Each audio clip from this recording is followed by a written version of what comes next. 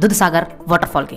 दोस्तों दूधसागर वाटरफॉल कैसे पहुंचना है, कितना खर्चा आ जाएगा दूधसागर वाटरफॉल को घूमने के लिए, इन्हीं सब के बारे में आज आपको विस्तार पूर्वक बताऊंगा। और हमारे पास दूधसागर पहुंचने के लिए 3 ऑप्शन है। पहले ऑप्शन की अगर मैं बात करूं दोस्तों तो वो है बाई ट्रेन।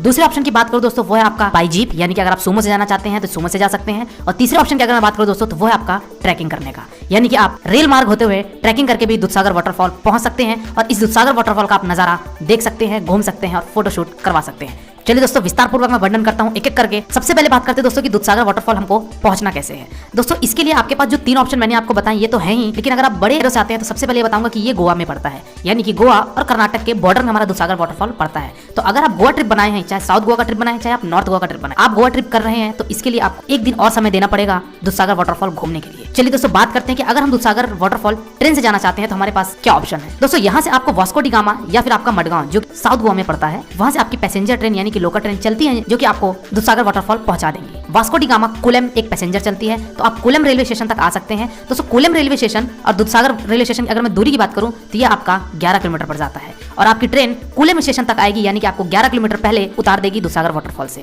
तो एक ऑप्शन तो आपके पास ये हो गया, या तो आप वास्को डी गामा से ले लीजिए या फिर मडगांव से ले लीजिए। वही पैसेंजर वास्को डी गामा होते हुए मडगांव होते हुए वो कोलम जाती है। कोलम स्टेशन से बाहर आके आप सुमो जीप लेकर भी दूधसागर वाटरफॉल आप पहुंच सकते हैं। पहला ऑप्शन तो आपके पास ये है। चलिए दोस्तों बात करते हैं दूसरे ऑप्शन की, और वो ऑप्शन जो टूरिस्ट ज्यादा प्रेफर करते हैं वो है आपका सुमो के माध्यम से।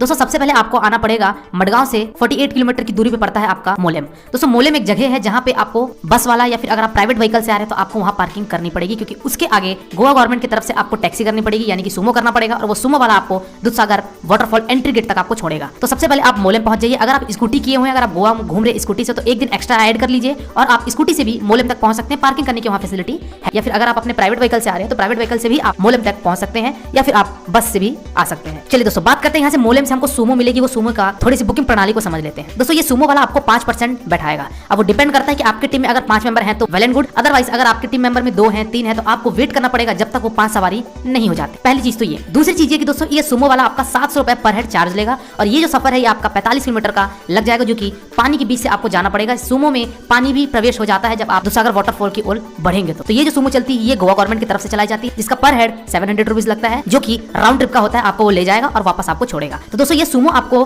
1.5 घंटे का समय देते हैं कि आप 1.5 घंटे में दूधसागर वाटरफॉल में जाइए। अगर आप स्विमिंग करना चाहते हैं तो वहाँ स्विमिंग करिए, फोटोशूट करवाइए, घूमिए फिरिए, एक्सप्लोर करिए और 1.5 घंटे के बाद उसी सुमो में आप आइए, 5 कैंडिडेट, और वापस अपने मोलेम की तरफ रवानगी ले लीजिए। कहना ये चाहिए कि एक सुमो वाला 3 से 4 घंटे का एक ट्रिप मारता है, तो उस 3 से 4 घंटे में आपको दूधसागर वाटरफॉल जाना भी है, घूमना भी है और वापस आना भी है। ये चीज आपको क्लियर हो गई होगी। चलिए दोस्तों दूसरी चीज बात करते हैं कि जो मोलेम से आपको सुमो वाला लेके जाएगा वो आपको दूधसागर वाटरफॉल के एंट्रेंस तक छोड़ेगा, यानी कि वहाँ पे एक एंट्री टिकट आपको लेनी पड़ेगी दूधसागर वाटरफॉल घूमने के लिए। एंट्री टिकट की अगर मैं कॉस्ट की बात करूं दोस्तों तो ये आपका 50 रुपए पर पर्सन आपका ये टिकट पड़ेगा, तो ये टिकट लेनी पड़ेगी, प्लस आपको 70 रुपए की लाइफ वाटर जैकेट लेनी पड़ेगी। दोस्तों अगर आप स्विमिंग करना चाहते हैं दूधसागर वाटरफॉल में, कुछ लोग स्विमिंग करते हैं, तो अगर आप भी उसमें इंटरेस्ट है और आप भी करना चाहते हैं तो आप जरूर प्रीफर कर लीजिए लाइफ वाटर जैकेट, जिससे होगा ये अगर आप पहन के आराम से दूधसागर वाटरफॉल को एंजॉय कर सकते हैं और स्विमिंग भी कर सकते हैं। तो ये थोड़ा दोस्तों आपके पास सुमो से जाने का क्या क्या नियम है, ये सारी चीजें आपको समझ में आ गई होगी। तीसरे ऑप्शन की बात करते हैं दोस्तों हम ट्रैकिंग करने का। दोस्तों कुछ टूरिस्ट ट्रैकिंग करके जाना पसंद करते हैं दूधसागर वाटरफॉल। हालांकि दोस्तों दूधसागर वाटरफॉल भी एक छोटा सा रेलवे स्टेशन है, लेकिन यहाँ पे अब पैसेंजर ट्रेनों का स्टॉपेज नहीं है, गवर्नमेंट की तरफ से इसको बैन कर दिया गया, इसलिए यहाँ पे आप कोई भी पैसेंजर ट्रेन रुकती नहीं है, जिससे पैसेंजर्स की डीबोर्डिंग नहीं हो पाती। चलिए दोस्तों बात करते हैं कि ट्रैकिंग करते हुए हमको कैसे दूधसागर पहुंचना है। दोस्तों आप कोलम स्टेशन पहुंची और कोलम स्टेशन से आपको 11 किलोमीटर की ये दूरी पड़ेगी दूधसागर वाटरफॉल। तो आप ट्रैक के किनारे किनारे पगडंडी पकड़कर आप सीधे दूधसागर वाटरफॉल पहुंच सकते हैं। काफी टनल्स आपको देखने को मिलेंगे और आपको नजारा बहुत ही शानदार मिलेगा। अगर आप फोटोग्राफी में इंटरेस्ट रखते हैं तो मेरा रिकमेंडेशन ये रहेगा कि आप ट्रैकिंग करके जाइए, आपको काफी ज्यादा अच्छा अनुभव होगा। ये 11 किलोमीटर की दूरी आपकी बहुत जल्दी तय हो जाएगी, आपको पता भी नहीं चलेगा, क्योंकि आपको ऐसे ऐसे नजारे देखने को मिलेंगे, क्योंकि ये कोंकण रेलवे ट्रैक से होते हुए आप जा रहे हैं तो आपको काफी अच्छे अच्छे नजारे देखने को मिलेंगे, काफी अच्छे अच्छे आपको टनल्स देखने को मिलेंगे। तो आप ये ट्रैकिंग करके जा सकते हैं। दोस्तों अगर आपको ट्रैकिंग करनी है तो आपके पास एक दूसरा ऑप्शन और है जो कि कर्नाटक में पड़ता है और वो रेलवे स्टेशन है कैस्टल रॉक।